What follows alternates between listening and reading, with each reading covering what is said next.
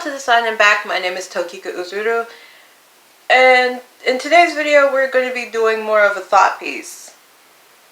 It was something I ended up talking about in my last video, and honestly, I think it's about time that I go ahead and speak about it.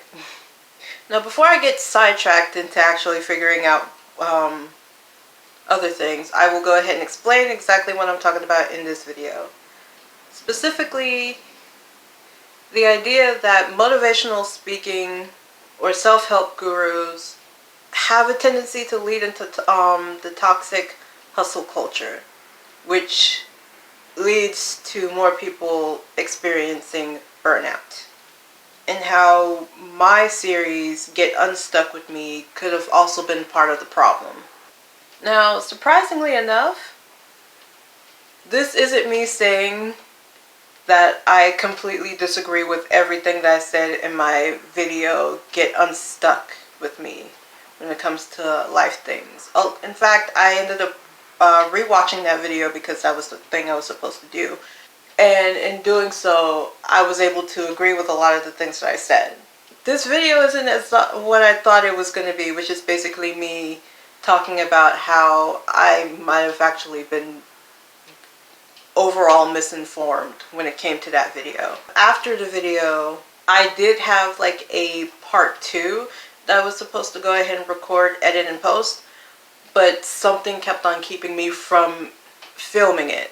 Of course, as one does, I go ahead and think about why I kept on like not recording part 2. Which, surprisingly enough, ended up leading me down an entire rabbit hole, not just like mental rabbit hole, but I also ended up finding this video specifically that is talking about something else I wanted to bring up in this video. The video itself is how motivational speakers and self-help gurus tend to push the idea of hustle culture, which itself can be more toxic than anything. More toxic than helpful. So this video itself is just going to be me showing exactly how my brain got to this point and why I decided to take a, for lack of a better term, hiatus when it came to the Get Unstuck in Life with Me series. One of the things that I did actually agree with myself in that video is the idea of what does it actually mean to be stuck in life. This brings up an even overarching question when it comes to motivational speakers and self-help gurus, asking if we really need them in the first place. And although the answer is yeah, because a lot of people wouldn't have, at the very least, started down trying to quote-unquote fix their life or get their life together. But at the same time, having this very specific, fixed way of what it means to have your life together could also hinder a person more than it actually helps. Which is another reason as to why you have to go ahead and figure out, when you say that you're stuck in life, what does that actually mean for you? Which will help you find exactly how to get unstuck. Or at least the first few steps that you have to take to get unstuck. And when it comes to finding out the answers of what do you mean when you say stuck in life, if you have answers, where did those answers come from?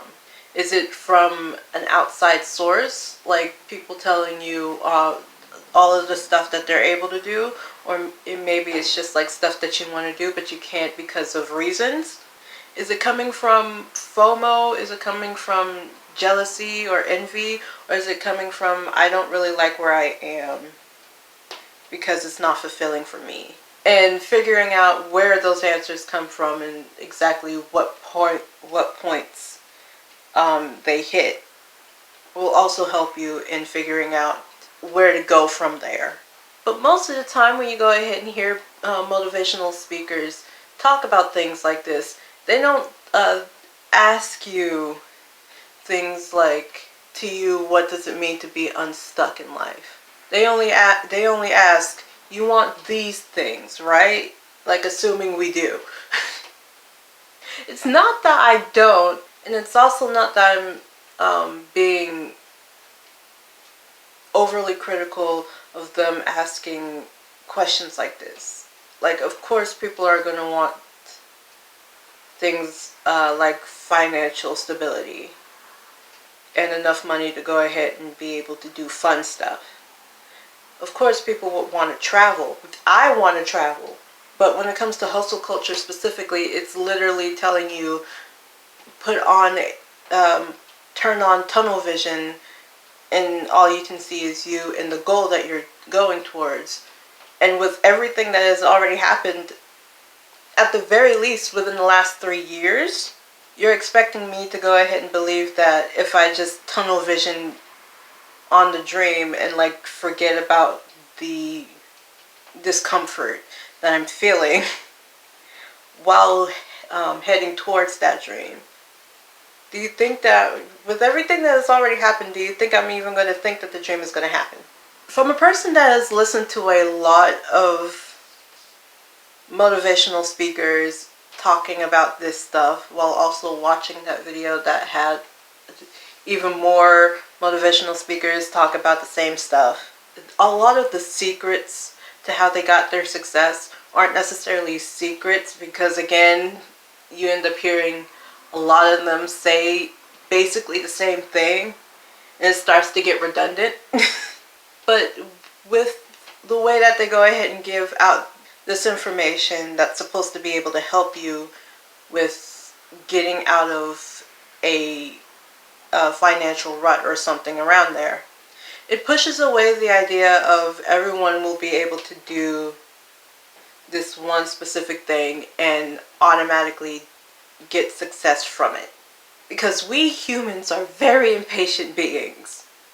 So if we're told this one specific thing will go ahead and completely change your life for the better, we're going to automatically think that it's going to just magically happen overnight and that we will be able to see it helping, which isn't always the case.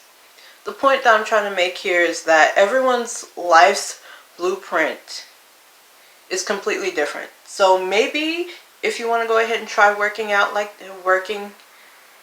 towards your goals that way, you can, but you don't end up, my advice is don't get mad at yourself if it doesn't work out the way that you thought it would.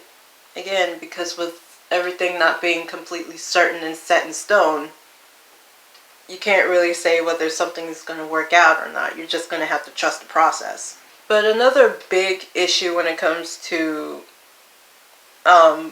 motivational speakers or self-help gurus and how they're basically saying the same thing is that listening to their advice will lead you into a multitude of different cycles that allows you to throw more money into that sphere. The first cycle that I've been able to point out is the initial push, slight progression. I literally wrote MVM, and I know it's supposed to be something versus something. Loss of motivation, and then you're back to the beginning where you were, or maybe slightly above where you were, and then you go ahead and take in more of the motivational speaking content. Once again, throwing more money at that entire sphere. The second cycle is still that initial push, but without any type of action other than planning, and without acting on whatever plan that you've put in place, because a lot of the time the self-help gurus and motivational speakers have you create a plan when things don't necessarily go exactly how you planned them out. You start to go through this mental/emotional downward spiral when basically reality or the universe says not this way. in that moment, it could seem like everything is just going wrong for you and nothing is going the way you planned. And apparently the universe doesn't want to see you succeed. And that probably isn't the case. Again, when it comes to planning, you also have to think about what you would be able to do. Not just like at your highest motivated self, but the lowest motivated self. What you're able to do, handling how you feel in that moment. But then you go back to the motivational speaker, self-help gurus, and you go ahead and throw more money at them for them to go ahead and give you another dopamine fix. And we start with the initial push without action and continue the cycle all over again. There are other cycles, but those are specifically the ones I was able to properly explain. I'm not sure if I ended up saying this earlier in the video because of the fact that I just... This is the second time I've had to record this. If you want to actually watch the video, I will do my best to find it, and I will put it right in the cards over here. Because it will have a better way of explaining this problem, as well as the cycles I've explained better. And the last thing that I want to go ahead and point out, specifically with the problem of motivational speakers, self-help gurus, and the overall arcing theme of hustle culture, is the idea of needing to go ahead and use hacks and tricks to work around a broken system. The way that I see it, it's basically like having to go ahead and take the side roads because there's this big pothole on one of the main roads. But now everyone's trying to go ahead and do that, so now the side roads are blocked off. It becomes an even bigger problem. But as much as I point that one out specifically, I also know that there's not really all that much that you can do in a situation with that. But if we're all just solely depending on tricks and hacks and like what's supposed to be secrets to becoming at the very least financially stable, doesn't that mean that there's a bigger problem that we should be putting that energy towards handling? You know, at the very least.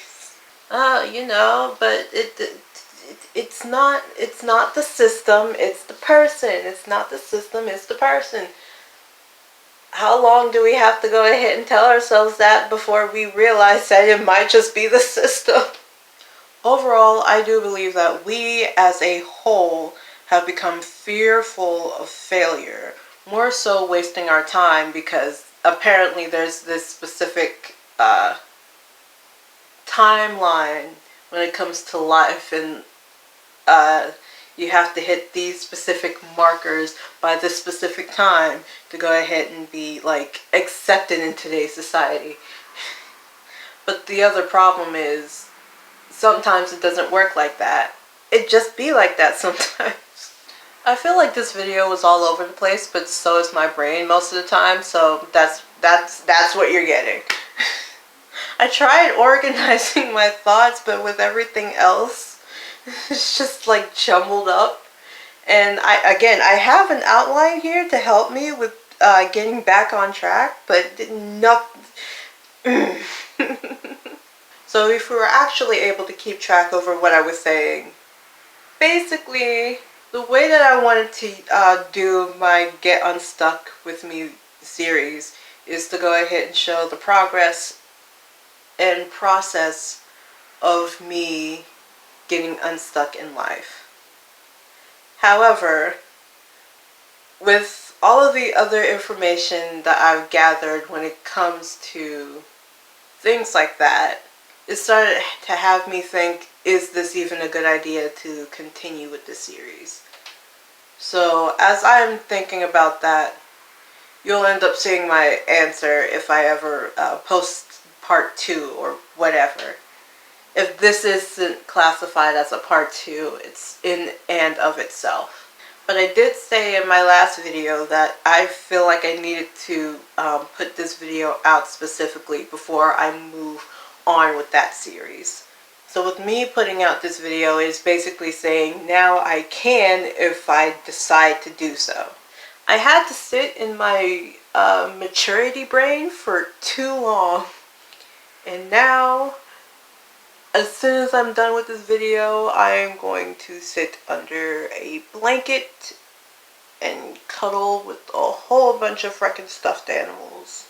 I will put my brain back into its childlike mindset, and I will handle the rest of this later.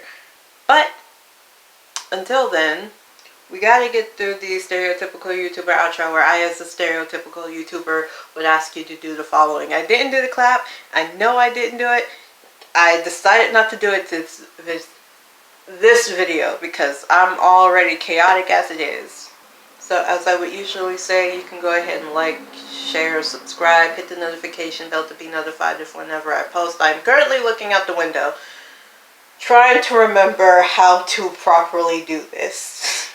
And you can leave any type of questions, comments, concerns, or ideas for future videos in the comment section down below. I have been Tokika Uzuru, and I need to rest my brain. So this is Tokika out.